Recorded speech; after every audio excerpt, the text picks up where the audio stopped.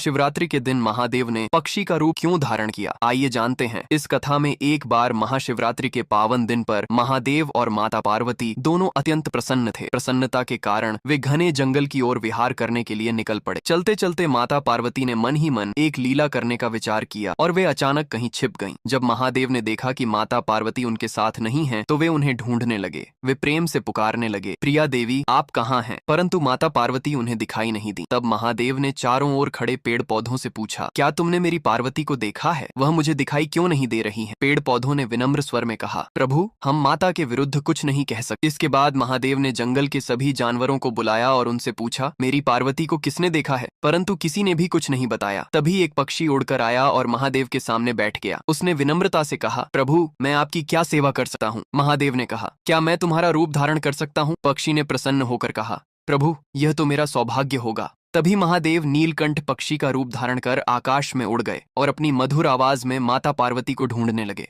उसी समय माता पार्वती एक कमल के फूल के भीतर जाकर छिप गई। महादेव उस कमल के पास पहुंचे और बोले, देवी मैं इस फूल के भीतर नहीं आ सकता क्योंकि यह फूल आपको अत्यंत प्रिय है। यदि आप बाहर नहीं आएंगी तो मैं चला जाऊंगा। परंतु माता पार्वती ने कोई उत्तर नहीं दिया। महादेव उदास मन से जंगल की ओर लौटने लगे। जब माता पार्वती ने देखा कि महादेव सचमुच चले जा रहे हैं तो वे कमल से बाहर आईं और चुपचाप उनके पीछे चलने लगी। महादेव ने उनके कदमों की आहट सुनी और रुक गए। तभी माता पार्वती ने कहा, प्रिया स्वामी आप कहाँ जा रहे हैं? महादेव ने मुड़कर देखा तो माता पार्वती लज्जा से मुस्कुरा रही थी। तभी दोनों ने सर्प का रूप धारण किया और घने जंगल में नृत्य करने लगे। नृत्य करते करते महादेव के मस्तक से पसीने की बूंदें धरती पर गिरने लगी। माता पार्वती ने चिंतित होकर कहा, प्रिया स्वामी आपका पसीना इस भूमि पर गिर रहा है, इससे कोई अनर्थ न हो जाए। महादेव ने शांत स्वर में कहा, देवी चिंता मत करो। तभी पसीने की एक बूंद से एक और महादेव प्रकट हुए। उन्होंने आकर मूल महादेव के चरण स्पर्श की। फिर दूसरी बूंद गिरी और एक और महादेव प्रकट हुए। इस प्रकार लगातार पसीने की बूंदों से अनेक महादेव प्रकट होने लगे। यह देखकर माता पार्वती घबरा गईं। उन्होंने कहा, प्रिया स्वामी मुझे क्षमा करें, मैं आपसे हार गई हूँ। यह कहकर वे रोने लगी। महादेव हंसने लगे और बोले, देवी तुमने तो मुझे ढूंढ ही लिया। माता पार्वती ने कहा, मैं इतने सारे महादेवों को कहाँ रखूंगी? महादेव बोले, मैं स्वयं सबके लिए स्थान बना दूंगा। काशी विश्वनाथ, अमरनाथ और अन्य पवित्र स्थलों पर मैं अपने ही रूप में निवास करूंगा। वे स्थान सदा पवित्र रहेंगे क्योंकि वहां मेरे ही अंश प्रकट हुए हैं। यह कहकर माता पार्वती ने महादेव का हाथ थाम लिया। दोनों पुनः नीलकंठ पक्षी के ऊपर सवार होकर आकाश की ओर उड़ जाते हैं और माता पार्वती बोलती है, जो भी इस कथा को देख रहे हैं उसने मेरे महादेव के लिए लाइक और सब्सक्राइब नहीं किए हैं